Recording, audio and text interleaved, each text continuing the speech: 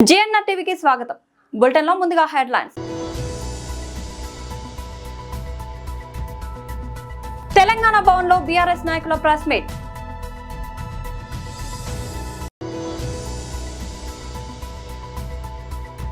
వైఎస్ఆర్సీపీ మహిళా విభాగం రాష్ట్ర అధ్యక్షురాలు MLC Varadu Kalyani press meet. BJP రాష్ట్ర అధ్యక్షుడు శ్రీ ఎన్ రామచంద్రరావు సమక్షంలో ప్రముఖ న్యాయవాదులు మరియు నిపుణులు బీజేపీలో చేరారు.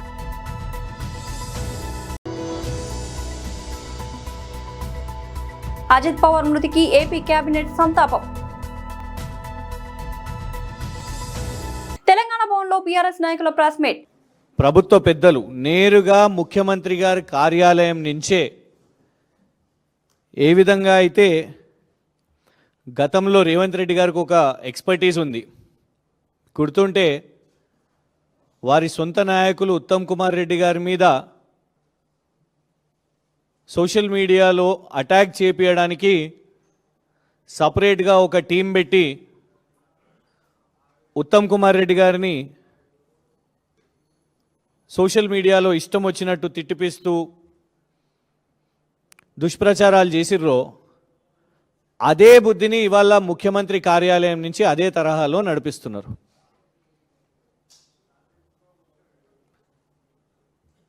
మాకు 138 సభ్యులు ఉన్న ఒక వాట్సాప్ గ్రూప్ ఏదైతే ముఖ్యమంత్రి కార్యాలయం నుంచి నడిపిస్తున్నారో అందులో పాపం ఒక ఇక తెలంగాణ అభిమాని అనుకోవచ్చు, ఒక విజిల్ బ్లోవర్ ఈ దుష్ప్రచారాలు తట్టుకోలేక ఇక వీటి స్క్రీన్ షాట్స్ పంపించారు. ఎంత దారుణం అంటే ఇన్ని రోజులు అందరూ కూడా ఒకటే ప్రశ్న, ఈ విచారణ ఆ విచారణ, ఫార్ములా ఈ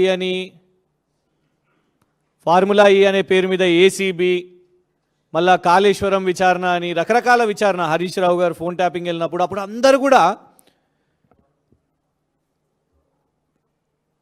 విచారణ లోపట ఇన్ని ప్రశ్నలు అడుగుతున్నారు, అన్ని ప్రశ్నలు అడుగుతున్నారు, వీళ్ళ గురించి అడుగుతున్నారు, వాళ్ళ గురించి అడుగుతున్నారు, ఈ సినీ నటులంట, వీళ్ళంట, అవ్వంట అని ఓ రకరకాల తప్పుడు ప్రచారాలు ఇవన్నీ కూడా నడిపించారు. ఏడికెళ్ళి మొదలవుతున్నాయి అసలు?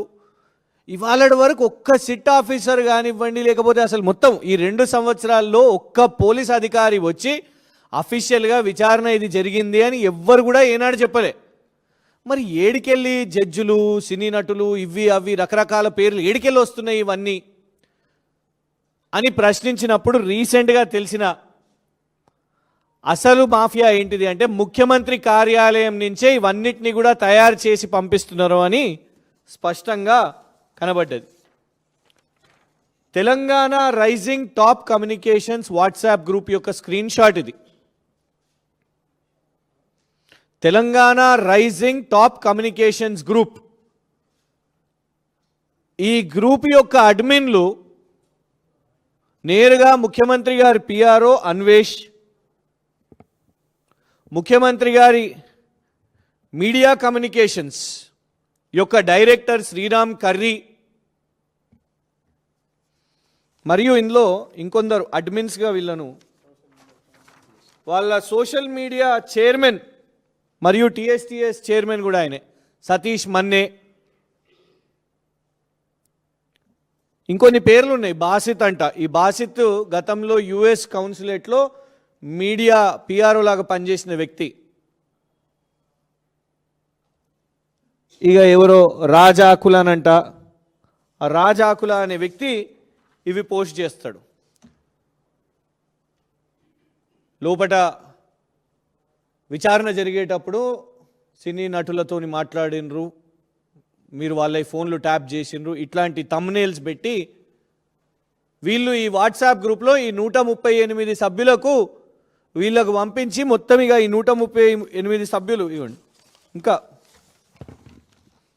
ఇవ్వండి ఇట్లాంటి ఒక మలిషియస్ కంటెంట్, ఫేక్ కంటెంట్ చేస్తూ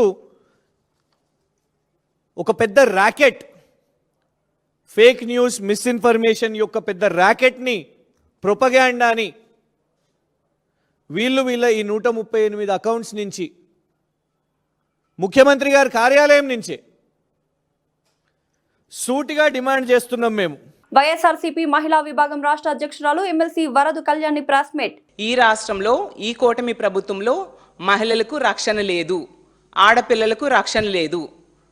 రక్షించాల్సిన వాళ్ళే భక్షకులుగా మారుతున్నారు. ఈరోజు తెలుగుదేశం పార్టీ ఎమ్మెల్యేలు లేదా జనసేన ఎమ్మెల్యేలు, ఈ కూటమి నాయకులు, కార్యకర్తలు ఎంత దారుణంగా వ్యవహరిస్తున్నారు. మహిళల మీద ఆకృత్యాలు చేస్తూ ఉన్నారు, అరాచకాలు చేస్తూ ఉన్నారు. కానీ ప్రభుత్వం అలాగే పోలీస్ వ్యవస్థ కనీసం స్పందించట్లేదు, కనీసం చర్యలు తీసుకోవట్లేదు. ఇప్పటికీ 24 గంటలు గడిచే ఎటువంటి యాక్షన్ కూడా తీసుకొని పరిస్థితి మనం చూస్తూ ఉన్నాము. అసలు ఈ రాష్ట్రంలో ప్రభుత్వం ఉందా, పోలీస్ వ్యవస్థ ఉందా లేదా అనే అనుమానం కలుగుతూ ఉంది. అసలు లీగల్ ప్రొసీజర్ సిస్టమ్ అనేది ఉందా, అసలు పని చేస్తుందా, అసలు పోలీస్ వ్యవస్థ పనిచేస్తుందా లేదా అనేది అర్థం కాని పరిస్థితి ఈరోజు నెలకొని ఉంది. ఎందుకంటే ఒక మహిళ బహిరంగంగా బయటకు వచ్చి తనకు అన్యాయం జరిగింది, తన మీద అత్యాచారం జరిగింది, ఈ కూటమిలో ఎమ్మెల్యే చేశాడు అని చెప్పి వీడియో సాక్ష్యాలతో సహా ఆవిడ బయట పెడితే కనీసం ముఖ్యమంత్రి గారు అలాగే డిప్యూటీ సీఎం గారు, ఒక మహిళా హోంమంత్రి ఎవ్వరూ స్పందించట్లేదు. మాకు సంబంధం లేదు అన్నట్టుగా వ్యవహరిస్తూ ఉండే పరిస్థితి చూస్తూ ఉన్నాము. మరి చంద్రబాబు నాయుడు గారు పదే పదే ఈ రాష్ట్రంలో కూటమి ప్రభుత్వం అధికారంలోకి వచ్చాక ఆడపిల్ల మీద ఎవరైనా చేయేస్తే అదే చివరి రోజు అని చెప్తూ ఉంటారు కదా. 24 గంటలు గడిచింది, మీ కూటమిలో ఉన్న ఎమ్మెల్యేకి ఏమి చర్యలు అతని మీద మీరు తీసుకున్నారు చంద్రబాబు నాయుడు గారు అని నేను అడుగుతూ ఉన్నాను. మరి హోంమంత్రి అనిత గారు అయితే చాలా బిల్డప్లు ఇస్తూ ఉంటారు, చాలా స్టేట్మెంట్స్ ఇస్తూ ఉంటారు. మరి ఆవిడ మొన్న చెప్పారు, మొన్న ఏదో ప్రెస్ మీట్లో విన్నాను, ఇక్కడ ఉన్నది సిబిఎన్ పవర్ ఏంటో చూపిస్తాం, తప్పు చేసిన వాళ్ళని కఠినంగా శిక్షిస్తారు అంటూ చాలా చాలా పెద్ద పెద్ద డైలాగ్స్ వేశారు కదా అనిత గారు. మరి మీ సిబిఎన్ పవర్ ఈ కూటమి ఎమ్మెల్యే ఈ శ్రీధర్ మీద చూపించరా అమ్మా నేను అడుగుతున్నాను. మీకు రీల్స్ మీద, పబ్లిసిటీ మీద ఉండే శ్రద్ధ ఇలా మహిళల రక్షణ మీద లేదు అనే విషయం క్లియర్గా అర్థమైంది.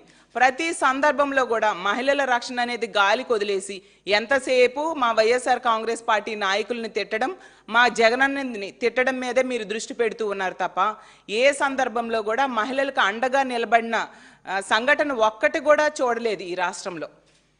అలాగే తీసుకుంటే పవన్ కళ్యాణ్ గారు తన జనసేన ఎమ్మెల్యే ఇంత దారుణంగా ప్రవర్తించాడు. ఇంత దారుణంగా ప్రవర్తిస్తే కనీసం 2 రోజులైంది, ఎటువంటి స్పందన లేదు, ఒక యాక్షన్ తీసుకుంటామని చెప్పలేదు. పార్టీ తరపున ఒక కమిటీ వేశారట. పార్టీ తరపున కమిటీ వేసి విచారణ చేయడం ఏంటి? ఈ రాష్ట్రంలో పోలీస్ వ్యవస్థ లేదా, రాజ్యాంగం లేదా, న్యాయ వ్యవస్థ లేదా, వాటి మీద మీకు గౌరవం లేదా పవన్ కళ్యాణ్ గారు అని నేను అడుగుతూ ఉన్నాను. మీరు ప్రశ్నిస్తాను అని చెప్పి పార్టీ పెట్టారు కదా. మరి మీడియా వాళ్ళు ఈ సంఘటన గురించి, ఈ శ్రీధర్ అనే ఎమ్మెల్యే చేసిన పని గురించి మిమ్మల్ని ప్రశ్నిస్తే ఎందుకు మీరు సమాధానం చెప్పకుండా పారిపోయారు? మరి దానికి సమాధానం చెప్పాల్సిన బాధ్యత మీ మీద లేదా? మరి యాక్షన్ తీసుకుంటామని ఒక మాట కూడా మీరు చెప్పలేరా? అంటే మీరు, మీ పార్టీ, మీ కూటమిలో నాయకులు ఎంతగా అతనికి దన్నుగా నిలుస్తున్నారో అర్థమవుతుంది.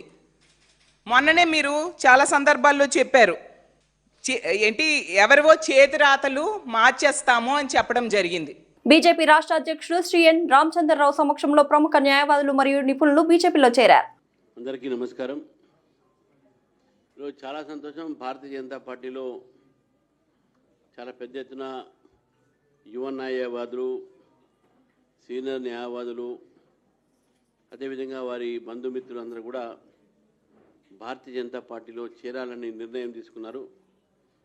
మరి దేశంలో నరేంద్ర మోదీ గారు చేస్తున్నటువంటి ఒక ప్రయత్నం ఏతుందో భారతదేశాన్ని వికసిత భారత్ కింద మార్చడానికి, దాంతో ప్రభావితమై మరి ఈ మధ్య కాలంలో బ్రిటిష్ సామ్రాజ్య ఏదైతే చట్టాలని మనం పైన వారు ఆ రోజు బ్రిటిష్ రాణి మనకు పరిపాలిస్తుంది అనేటువంటి ఆలోచనతో మన పైన కొన్ని చట్టాలు తీసుకురావడం జరిగింది. దాన్నే ఐపీసీ, సిపిసి, అదేవిధంగా ఎవిడెన్స్ యాక్ట్ అంటాం మనం, సిఆర్పిసి, ఇవన్నీ కూడా ఉన్నాయి.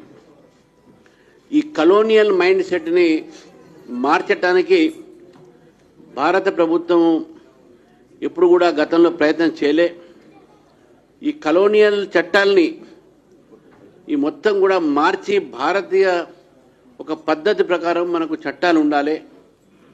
ఎప్పుడో 1857 తర్వాత నిర్మించినటువంటి ఒక చట్టాలు మార్చుకునేటువంటి ఒక బ్రిటిష్ సామ్రాజ్యాన్ని తీసుకొచ్చి చట్టాలని మన మీద ఇంకా వాడుతున్న సమయంలో భారతీయ న్యాయ సంహిత, సాక్ష్య అధినియం ఇవన్నీ కూడా కొన్ని మార్చుకోవడం, దాంతో అడ్వకేట్స్ అందరూ కూడా దాన్ని స్వాగతించడం, సమాజం దాన్ని స్వాగతించడం జరిగింది. మరియు దాంతో అడ్వకేట్లు కూడా చాలామందికి ఉన్నారు కాబట్టి ఈరోజు న్యాయ వ్యవస్థలో కూడా పెండింగ్ ఏవైతే జడ్జెస్ ఉన్నాయో లిస్టులు దాదాపు ఇంత వేగంగా బహుశా గతంలో ఏ ప్రభుత్వం కూడా నియమించలేదు. జడ్జెస్ ఒక ఏవైతే అపాయింట్మెంట్స్ అయితే ఉన్నాయో అందులో కూడా ఎక్కడ కూడా డిలే చేయకుండా ఖాళీ ఉన్న జడ్జెస్ మొత్తం నింపుతూ ఈరోజు ఒక నిర్ణయము మోదీ గారి ప్రభుత్వం తీసుకోవడం జరిగింది. అందుకే ఈరోజు న్యాయవాదులు భారతీయ జనతా పార్టీపై ఆకర్షించాయి. ఈరోజు మనకు ఇక్కడ రావడం జరుగుతుంది. మొన్ననే తెలంగాణలో కూడా దాదాపు 150 మంది యువ అడ్వకేట్లకు, ముఖ్యంగా సీనియర్ అడ్వకేట్లకు ఉన్నారు దాంట్లో, కానీ యువతకి ఎక్కువ ప్రాధాన్యం ఇచ్చి భారత ప్రభుత్వం ఒక కేసులు కొట్టడానికి స్టాండింగ్ కౌన్సిల్గా కూడా నియమించడం జరిగింది. ఇవన్నీ కూడా నరేంద్ర మోదీ గారు ఇచ్చే అవకాశం. వెనకబడినటువంటి తరగతులకు, చాలా వివక్షతకు గురైనటువంటి ఒక వర్గాలకు భారతీయ జనతా పార్టీ ప్రభుత్వం కేంద్రంలో అనేక అవకాశాలు ఇస్తా ఉన్నది. విమాన ప్రమాదంలో మహారాష్ట్ర ఉప ముఖ్యమంత్రి అజిత్ పవార్ మరణించడంపై ఆంధ్రప్రదేశ్ మంత్రిమండలి సంతాపం తెలిపింది. ఈ రోజు ఉదయం జరిగిన కేబినెట్ సమావేశంలో సంతాప తీర్మానం చేసింది.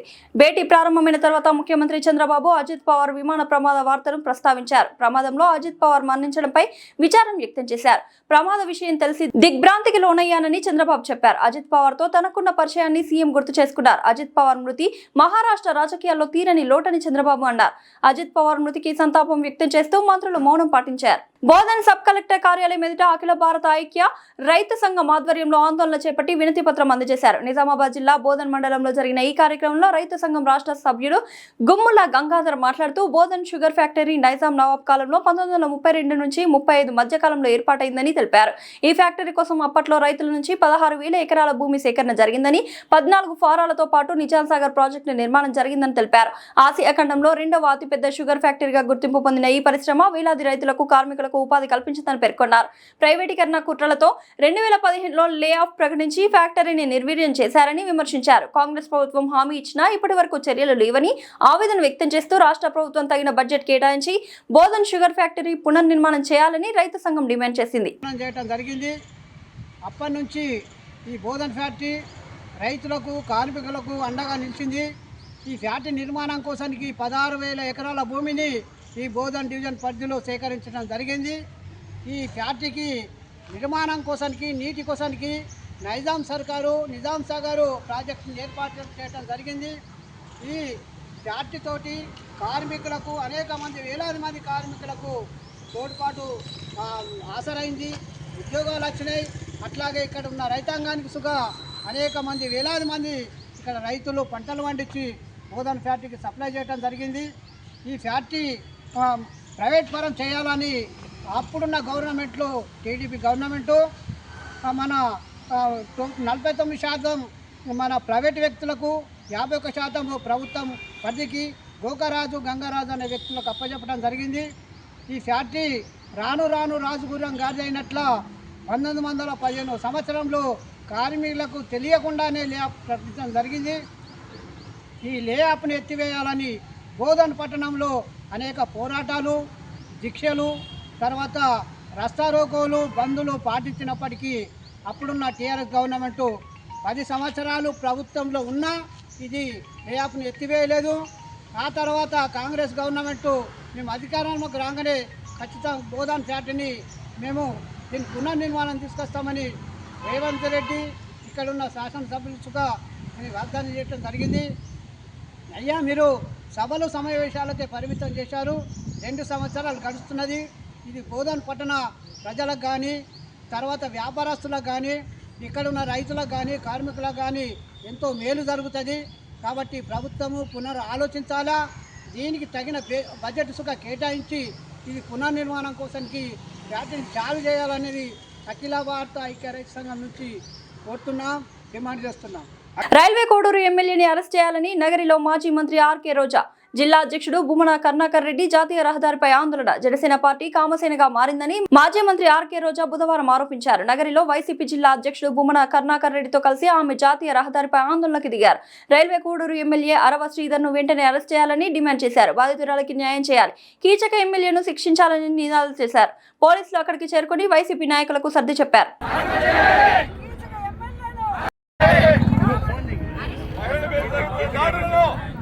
అరికట్టాలి, మహిళల మీద జరుగుతున్న దాడులను అరికట్టాలి, మహిళల మీద జరుగుతున్న దాడులను అరికట్టాలి, మహిళల మీద జరుగుతున్న దాడులను అరికట్టాలి. బాధితురాలికి న్యాయం చేయాలి, బాధితురాలికి న్యాయం చేయాలి, బాధితురాలికి న్యాయం చేయాలి. కీచక ఎమ్మెల్యేను అరెస్ట్ చేయాలి, కీచక ఎమ్మెల్యేను అరెస్ట్ చేయాలి, కీచక ఎమ్మెల్యేను అరెస్ట్ చేయాలి, కీచక ఎమ్మెల్యేను అరెస్ట్ చేయాలి. ఇది జనసేన కాదు, కామసేన, ఇది జనసేన కాదు, కామసేన.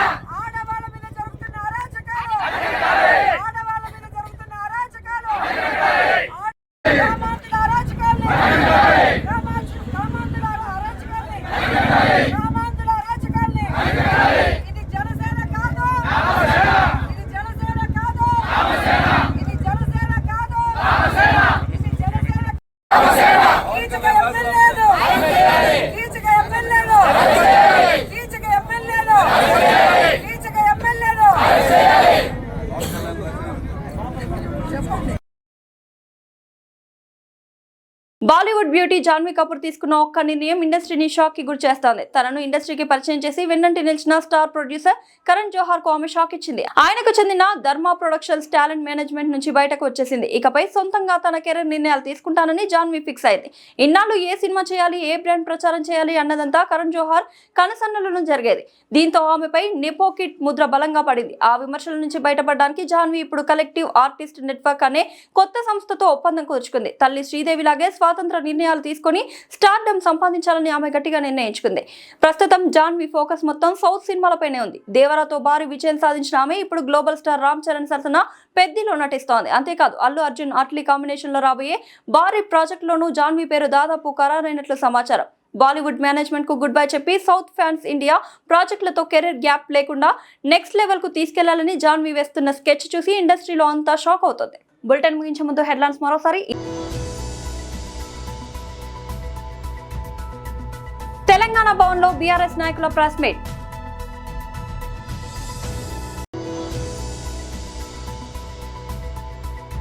వైఎస్ఆర్సీపీ మహిళా విభాగం రాష్ట్ర అధ్యక్షురాలు MLC Varadu Kalyani press meet.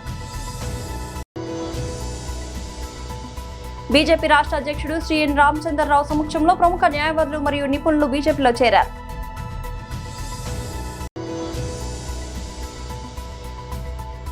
Ajit Pawar మృతికి ఏపీ కేబినెట్ సంతాపం. ఇది వాళ్ళ బులెటిన్ అప్డేట్. మరొక బులెటిన్ లో మళ్ళీ కలుద్దాం. అంతవరకు సెలవు.